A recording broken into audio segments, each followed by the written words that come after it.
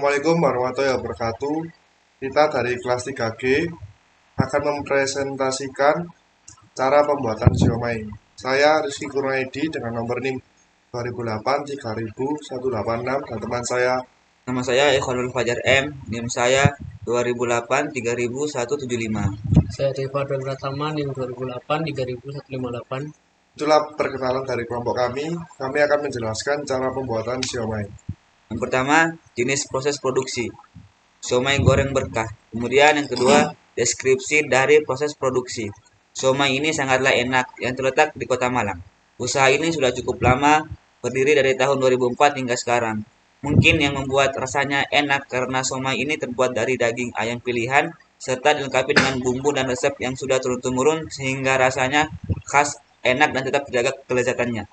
Ini adalah gambar dari proses pembuatan siomaynya. Kemudian tabel PIC yang pertama, pemilik yaitu Raffi, proses pembuatan adonan dan masak serta pengemasan Ayu, dan penjualan ialah Raffi. Work order bahan utama yang pertama ialah daging ayam dan udang, kulit pangsit, bumbu dapur, tepung tapioka, terigu, dan pungwe, serta air.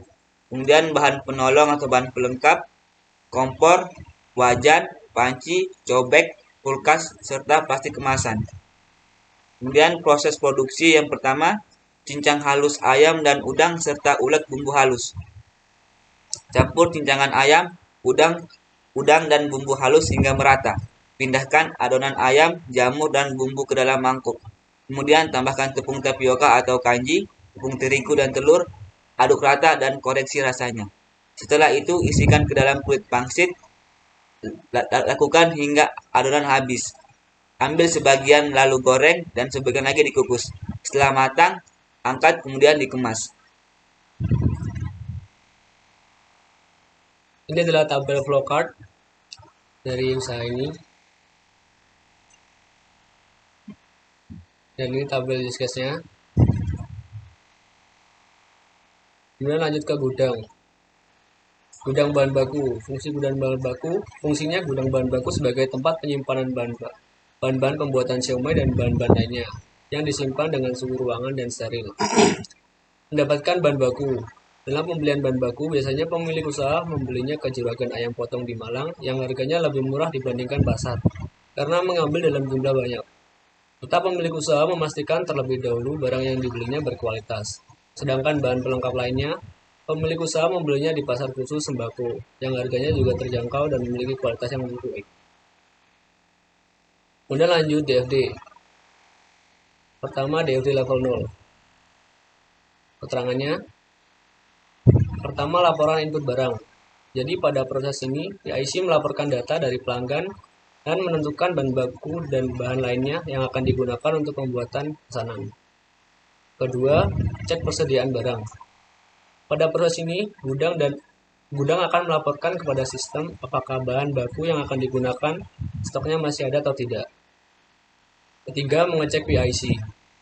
Sistem akan menerima laporan dari gudang untuk persiapan bahan baku, apakah bahan yang akan digunakan sudah cukup atau kurang. Jika stok kurang, maka akan dilakukan pembelian bahan baku. Kemudian yang terakhir, input bahan baku. Pada proses ini, sistem akan mengambil bahan baku dan bahan pelengkap yang akan digunakan dalam proses pembuatan. Kemudian yaitu permasalahan dari usaha ini adalah ketika bahan baku yang tiba-tiba naik drastis, tetapi pemilik harus tetap menjaga harga agar konsumen tidak berkurang atau beralih ke tempat lain. Kemudian solusinya ialah dengan memperkecil sedikit ukuran siomay dan memaksimalkan jumlah siomay yang dibuat dengan jumlah dan bahan seperti biasanya agar pelanggan tetap membelinya dengan kepuasan yang banyak. Sekian presentasi dari kelompok kami. Bila ada salah, kita mohon maaf. Assalamualaikum warahmatullahi wabarakatuh.